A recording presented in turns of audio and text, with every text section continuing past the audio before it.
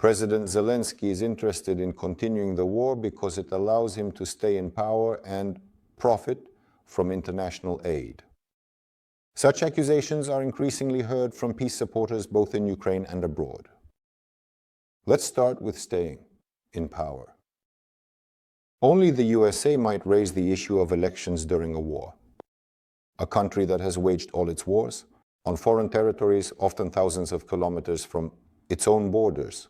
Under such conditions, conducting a war can be done not just once every 2 years, hold elections even every day, organizing loud and cheerful balls.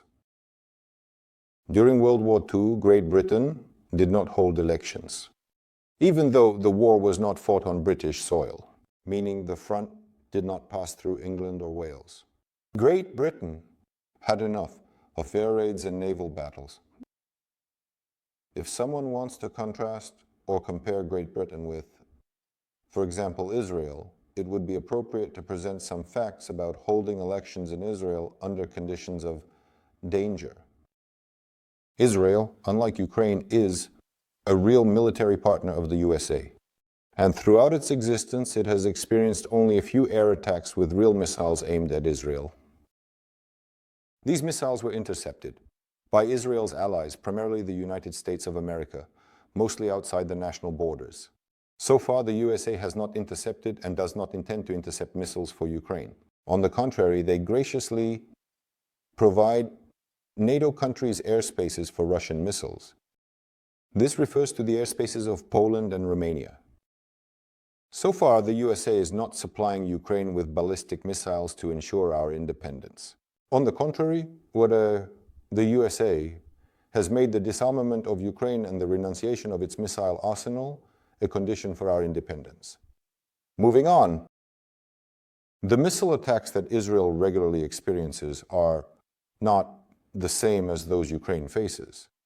The missiles used to attack Israel are manufactured in Arab basements, from household metal pipes, but the missiles used to attack Ukraine are manufactured in modern Russian factories, with at least 50% of the components being American. And this is not classified information, but data from open sources in the English language press. I will add that Russia is attacking Ukraine with North Korean and Iranian missiles because there is a shortage of Russian missiles. The front line also runs through Ukrainian territory. Ukrainians are engaged in the war, and the only way to hold elections in Ukraine is to inflict a military defeat on Russia, to crush the military group of 500,000 Russian troops. After which, the issue of Ukraine's missile security, involving several thousand medium-range ballistic missiles, needs to be addressed. So far, we have not heard any complaints from the USA that Ukraine is refusing American weapons to win the war and subsequently hold democratic elections. What we are hearing from the USA is criticism that Ukraine does not want to hold elections while being at war with a country that even the USA fears. I would like to remind you that President Trump behaves like a Kremlin servant, explaining his desire to play hockey with Putin as an attempt to avoid World War III. In Ukraine, people are actually dissatisfied with Zelensky. The Ukrainian people believe that with such a president, they will not be able to win. And if a president is to be changed during the war, it should be to one who would achieve victory in the war.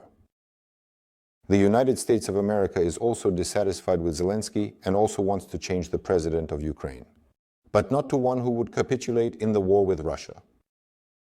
Therefore, we are not against democracy and elections.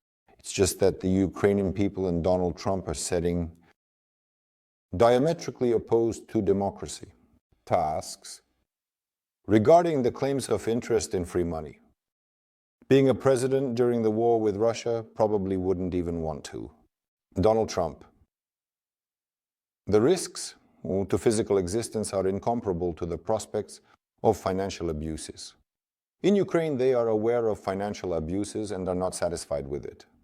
The United States of America could help the Ukrainian people with journalistic and even criminal investigations against Ukrainian politicians and officials. But we don't really see this happening. Perhaps precisely because American politicians do not wish for a military victory for Ukraine.